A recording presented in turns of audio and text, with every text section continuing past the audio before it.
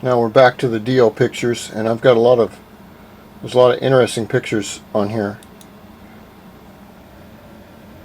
This is my bike again, and this is from another side. I believe this was the summer of 2005 or 6. I had that license plate made. I thought it was really cool. 300 brake horsepower, step on up. That's really neat for a little old lady driving down the road like that. Come on. And there's the front of it. It's really a nice car. But now they've gotten so expensive that they have the 370Z, which is okay, but the price is just so expensive on all these cars. That's what the Z looked like compared to the other. Now we get back into parts. This is an SEF black pipe on the bottom, and it says SEF stamped up here, and what I did was paint it. What I did with mine, and this is a chamber pipe, is Steve from VT, Steve Antries, I believe that's how he spells his name. He emailed me and said that he needed one, and he didn't want to reorder. And since Steve is like family to me, I said, fine, let's work something out. And I got a really good trade deal on it. Packed that puppy up and sent her off. Now, I would like to get another one because they're really, really well made. They're not tinny at all. But the SEF pipe does require a little bit of modification to your bike, and I'll show you what it requires. It's very simple. But a lot of people are scared off because of the modification. The thing is that with this bottom pipe here, you can see it's thinner. The bend right here, and this bend is more sectional. The thing is just, it's like a war club, but it requires a little bit of modification on your bike. Oh wait, come on, come on, come on.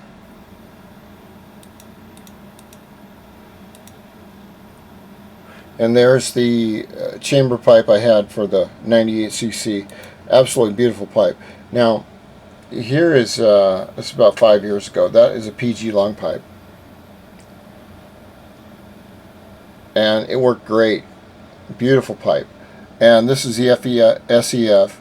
It's stamped SEF, and I thought the black was a little too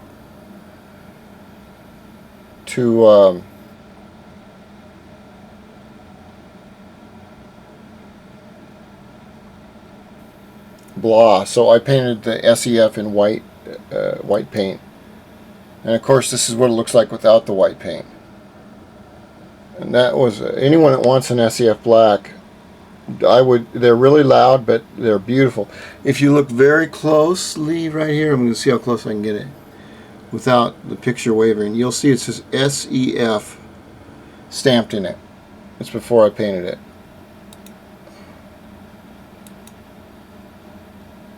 That's I painted it, and then you can see me.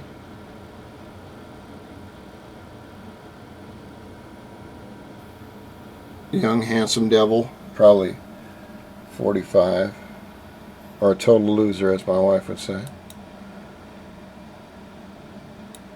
It's really great having a good woman behind you, but I wouldn't know. Okay, here's the another picture.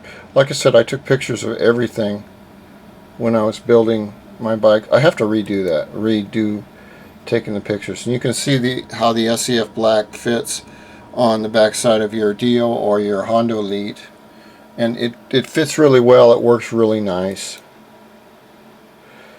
Now here's what the SEF looks like when it's put on the bike, and where it rubs on the block is right here. You can't see it, but I'll show you. That's why when you go to order one, they'll tell you you got to modify the block, the engine a little bit, and everyone's scared away from that. And this is how it bolts up beautifully.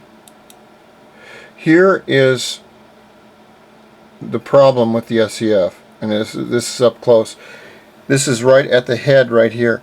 as the sectional pipe comes down, the little tiny bend right here will hit on a little ear of the block. All you have to do is take a little Dremel and Dremel maybe a couple of millimeters off this rounded edge right here, and the pipe will clear no problem. That's all you have to do. Doesn't hurt the block, doesn't hurt anything. And there's another view of it right there. Let's see if I can zoom in on that. There you go. It's not the best,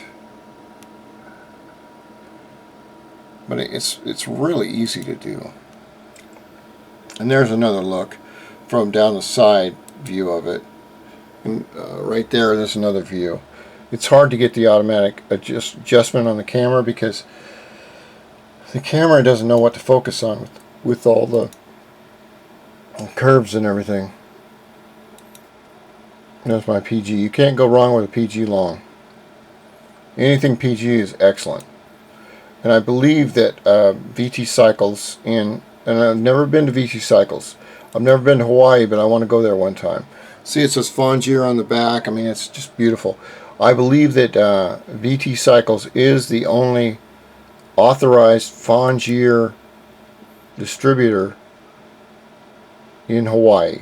Now, I don't know that for sure, but if they are, then they carry a lot of the Fongier PG pipes, and I've had nothing but great luck with them.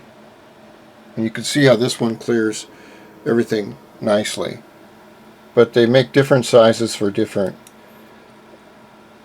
different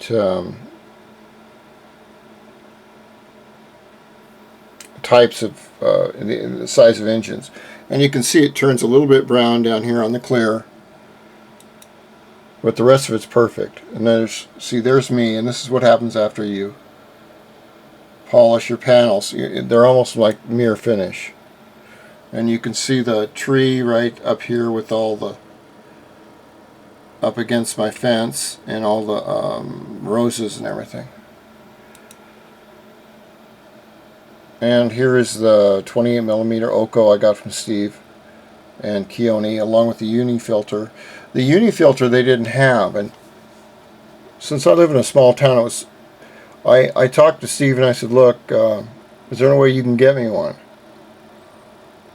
And he was kind enough to go out to another manufacturer and find me one. And I said, look, kick me up the price for all your efforts, and he was really good about it. I don't discuss prices with anybody because I don't know all I know is I get really good customer service and it's worth whatever. This is a competition plug I got from VT, but you'll notice that a stroker cylinder head sits up about 3/4 of an inch. So, and then you've got, if it's air cooled, you've got to put the air cooled shroud around it or you'll overheat it. This is the plug which I explained in the earlier video, which goes the oil plug, and it has a threaded insert, I believe, to pull it out. What I do is I put this in and I clean it up real well, and then it comes with an O-ring, and then I JB welded it in. And if you want to take it out, all you have to do is take your little carbide bit and basically go around the edges of the plug, and it'll unloosen and pull right out. And the nice thing about it is it will keep its case pressure, because if you don't do this and it leaks, you're going to have problems with performance. Because remember that your engine is basically a very large air compressor, and it is a sealed air compressor unit. So you have to have your air, and see, this is the black pipe too, and you can see where the black pipe comes down, and just the very top of it will hit this ear. A little, just a tiny bit, and all you have to do is just sand it or file it down, and you're good to go. And then I've got the performance coil, which really helps. And right here is, I put it on top of the battery, but that is the racing CDI for this model. You have to remember that a Honda Elite is not a DIO Live. I found that out the hard way, and their mapping is different. So I've got a really nice DIO Live racing CDI, and I don't know how to change the wires to make it work. And then I made my own backsplash here, which works out really nice. Keeps mud and everything off the, or water when you're riding, and it looks really nice.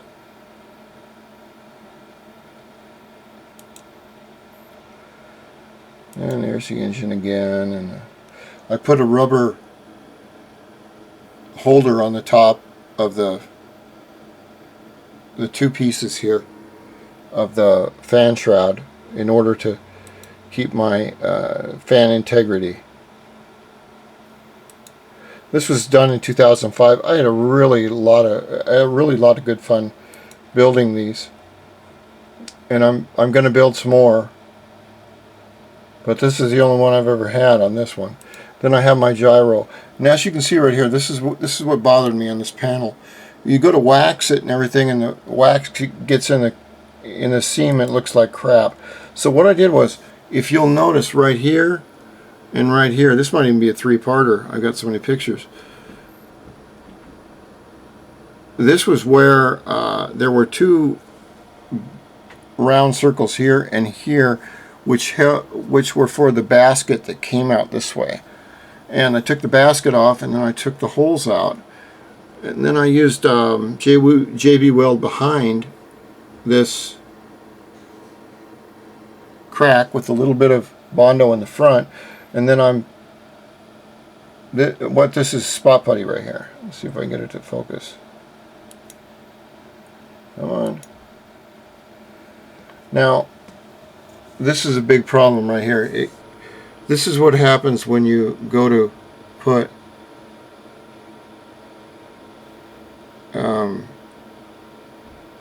you go to repaint some of the color on your enamel on enamel. Okay, lacquer will sink into itself. Enamel will not, and it will leave a line like that. So you have to repaint everything. And of course, I had a couple cracks down here, so I fixed them. They're just old panels.